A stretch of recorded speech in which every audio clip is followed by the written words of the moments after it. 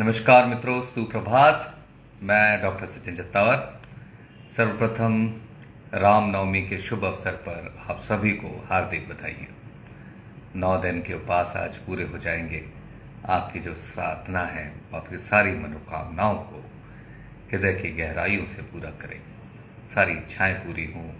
अब अपने जीवन में भगवान राम की तरह एक आदर्श स्थापित करें और सच्चाई के रास्ते पर चलें, ऐसी मेरी मनोकामना है। मित्रों, ये जो समय है ये बदलता हुआ समय है जहां आदर्शों की बड़ी कमी है, खुशियों की तरफ हमें ले जा सके। कुछ ऐसा ही प्रयास हमें आज करना चाहिए। तो ये जो सिलसिला है पिछले विगत 4 साल से आप लगातार चलता आ रहा है। आप हमारा उत्साह बढ़ाते हैं और हम नया नया विषय लेकर आपके समक्ष आते हैं और यह सिलसिला निरंतर चलता जा रहा है। तो आप ज़्यादा से ज़्यादा लाइक करते हैं, ज़्यादा से ज़्यादा इन वीडियोस को शेयर करते हैं, तो हमें भी लगता है कि हमें अपने मित्रों के बीच में उसी सक्रियता से जाना है। मित्रों, ऐसा है कि मधुमेह जो है एक समय था जब बोलते थे कि 40 साल के ऊपर की बीमारी है, टाइप 2 डायबिटीज। पर क्या हो रहा है कि जैसे जैसे प्रगति हुई, समाज में परिवर्तन हुए, नाना प्रकार की चीजें आई, जीवन शैली बदली, तो कसरत के मायने बदल गए, बहुत सारी चीजें बदल गई। तो ऐसा होने लगा कि अब 10 से 15% केसेस मधुमेह के 22 साल के अंदर आने लगे। अभी एक ही नया शोध आया, उसमें यह कहा गया कि हिंदुस्तान के 10 से 15% टाइप 2 डायबिटीज के केसेस वो हैं जिनकी उम्र 22 साल से कम है। तो ये एक भयावह स्थिति है। प्री डायबिटीज अगर आप जोड़ लें तो यह प्रतिशत लगभग 20% हो जाता है। हर 4 में से 1 बच्चे को अगर आप जांच करेंगे तो उसका दायरा जो है प्री डायबिटीज के आसपास आएगा। बड़े ही विकट परिस्थिति है। मुझे याद है 2001 में हमारे एक टेक्स्ट बुक आई थी जिसको कहते हैं हम लोग Harrison's textbook of internal medicine. तो उस समय पढ़ रहे थे, तो उस समय एक अमेरिका का डेटा आया था कि 2% लोगों को 10 साल से कम उम्र में टाइप 2 डायबिटीज है। तो हम लोग हंसा करते थे, अरे ये क्या बकवास लिख दिया इन्होंने। अब देखिए 20 साल बीत गए। अब मेरे पास मैं जब रोज मरीज देखता हूं तो रोज 2 या 3 मरीज ऐसे आते हैं जिनकी उम्र 20 साल से कम होती है, और उसमें से भी 1-2 लोग ऐसे होते हैं जिनकी बच्चों की उम्र 10 साल से कम होती है। तो ये जो परिस्थितियां बनी हैं, तो ये विकट परिस्थिति बना रही है। देश का भविष्य खतरे में है। अगर देश का भविष्य खतरे में है तो कहीं ना कहीं आपके परिवार का भविष्य खतरे में है। आपके परिवार में भी बच्चे को इस तरह की परेशानी हो सकती है। तो क्या कारण है कि ये जो टाइप 2 डायबिटीज की बीमारी, जिसको हम 40 के ऊपर की बीमारी कहते थे, आज ये 10 के अंदर की बीमारी हो गई। और ये टाइप 1 डायबिटीज नहीं है, ये जेनेटिक डायबिटीज नहीं है, ये एक वही बीमारी है जो टाइप 2 डायबिटीज, जब मोटापा, इंसुलिन रेजिस्टेंस और सारी चीजें बढ़ जाने के कारण होती है। तो सबसे बड़ा कारण देखा गया खान पान।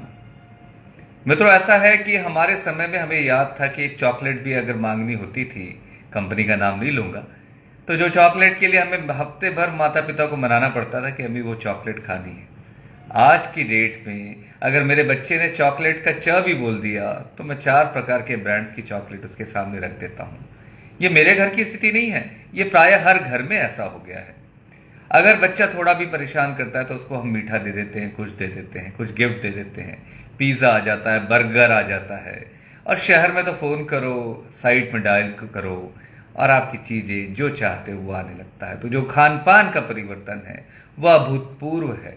हमें याद है दशहरा, दिवाली, ये खास अवसरों पर ही घर में मीठा बनता था या किसी प्रकार का ऐसा मिष्ठान बनता था जो मन को प्रमुदित कर देता था। पर अब आप देखेंगे तो आपके घर में यह रोज बन रहा है। तो जो ये खान पान का परिवर्तन हो रहा है ना, थोड़ा भी कुछ हुआ, थोड़ा भी अचीवमेंट हुआ तो खाना खाना, थोड़ा दुख हुआ तो भी खाना खाना, टीवी देखते हुए भी खाना खाना, मोबाइल देखते हुए भी खाना ही खाना। खाना ही खाना जो है ये हमारे जीवन में हमारे बच्चों के भविष्य को खा रहा है।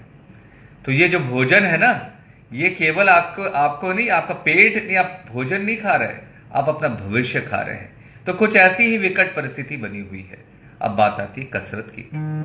जो तो कसरत है, हमें याद है कि बचपन में तो हम कभी घर पे रहते ही नहीं थे, और अभी जस्ट कुछ दिनों में गर्मी की छुट्टियां लगेंगी, बच्चों की एग्जाम खत्म हो जाएगी। हमारे समय छुट्टियां भी लंबी मिलती थी कि मार्च अप्रैल में छुट्टी हुई तो जून जुलाई तक तो कोई परेशानी नहीं, सोचना ही नहीं स्कूल के बारे में। खूब खेलते कूदते थे, भरी गर्मी में खेलते कूदते थे, ना एसी था, कूलर कुछ लोगों के यहाँ हुआ करते थे, पंखे से ही काम चलता था, हमें कोई पता ही नहीं चलता था। और गर्मी की छुट्टियां मतलब ऐसा लगता था एक भी दिन कम ना हो जाए। और जब छुट्टियां कम होती तो खत्म होती थी तो ऐसा लगता था अरे ये क्या हो गया, अब स्कूल जाना पड़ेगा।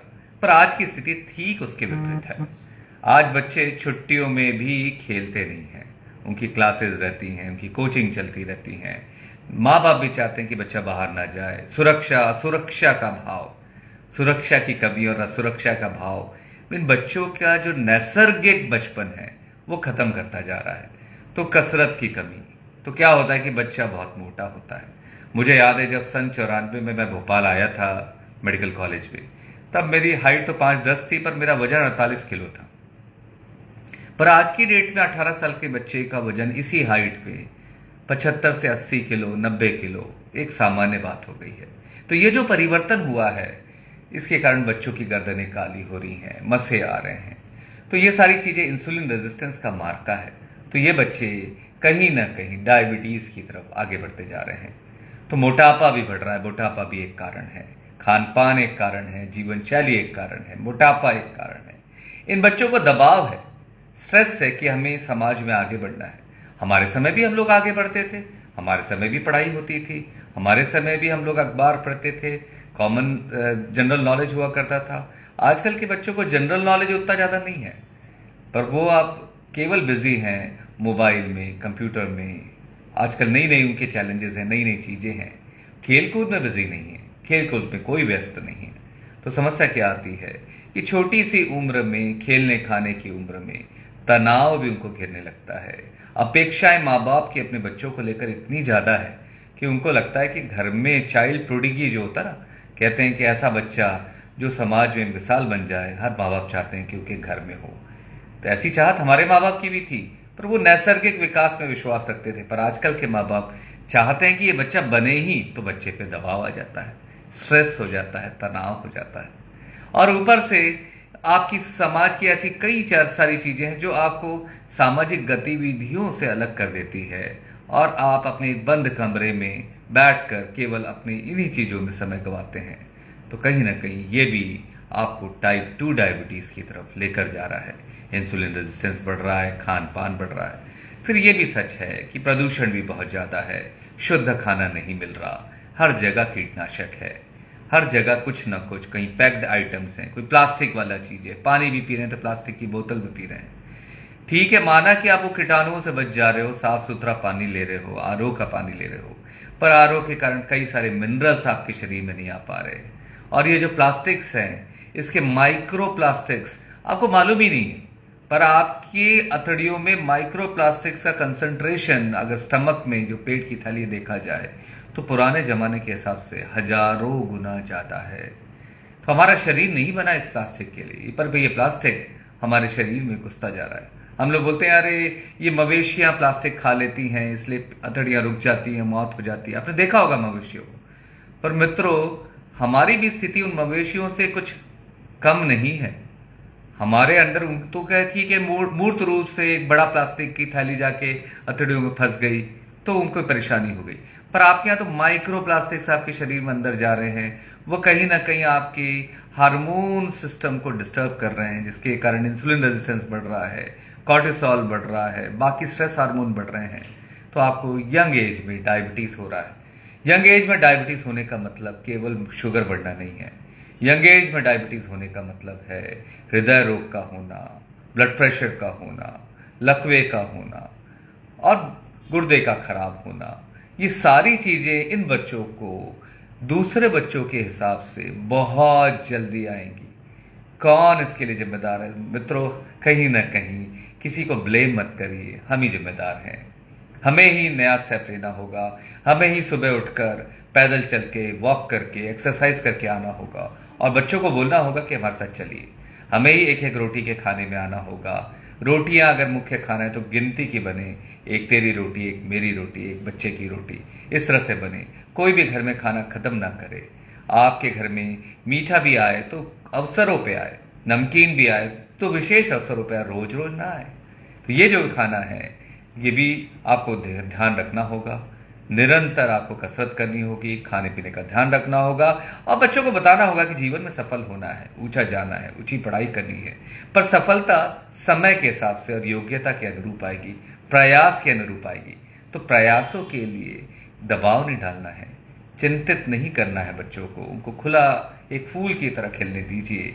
तो जो उनकी महक आएगी पूरे समाज में फैलेगी। आप अपनी इच्छाओं की पूर्ति बच्चों के ऊपर दबाव डालकर करते हैं तो उससे क्या होता है कि ये बेचारे फूल खिलने से पहले ही मुरझाने लगते हैं, उनकी गर्दनें काली होने लगती है, तो निकल आती है, चेहरा काला हो जाता है। शुगर की जांच करो तो पता चला मधुमेह हो गया। तो मित्रों ये स्थिति नहीं आनी चाहिए। हमारी आकांक्षाएं, हमारी अपेक्षाएं बच्चों के जीवन में हावी नहीं होनी चाहिए। उनको एक उन्मुक्त खुला माहौल दीजिए। और कहीं ना कहीं इस रामनवमी के दिन में मैं भी ये कहूंगा कि कहीं ना कहीं मर्यादा पुरुषोत्तम राम जैसा व्यक्तित्व बनाने की कोशिश करें, उनकी तरह कर्तव्यनिष्ठ बनाएं, उनकी तरह एक श्रद्धा भाव वाला बच्चा बनाएं। जो ऐसा बच्चा जो 14 साल का वनवास भी कर ले फिर भी वो पिता के चरणों में गिर जाए और एक आदर्श उदात्त भाव रखे अपने भाइयों के लिए, अपने परिवार के लिए, समाज के लिए। तो एक आदर्श मर्यादा पुरुषोत्तम जैसा व्यक्तित्व अगर हम बनाना चाहते हैं तो उसके लिए उसे किसी घुड़दौड़ में शामिल करने की जरूरत नहीं, चूहों की दौड़ में, रैट रेस में शामिल होने की जरूरत नहीं। उसे एक नैसर्गिक वातावरण दीजिए तो जिससे बच्चा एक अच्छे सुंदर पुष्प की तरह पुष्पित होगा और कहीं ना कहीं भंवरे उसके आसपास आएंगे और समाज में उसका संसर्ग बहुत ही उदात्त तरीके से होगा। और ये जो डायबिटीज की समस्या आप देख रहे हैं ये दूर दूर तक हमारे आसपास नहीं रहेगी। आशा है आपको मेरी बात समझ में आई होगी। इसलिए चलिए, दौड़िए, भागिए, अच्छे से खाइए पिए, 6 से 8 घंटे की नींद लीजिए, टेंशन तनाव से रहित जीवन बनाइए और कहीं ना कहीं आपके जीवन को सुधारें और आपका जीवन सुधरेगा तो आपके बच्चे भी आपके मार्ग का अनुसरण करेंगे और उनके जीवन में भी इस विपदा आने से रुक जाएगी। आशा है आपको मेरी बात समझ में आई होगी। धन्यवाद।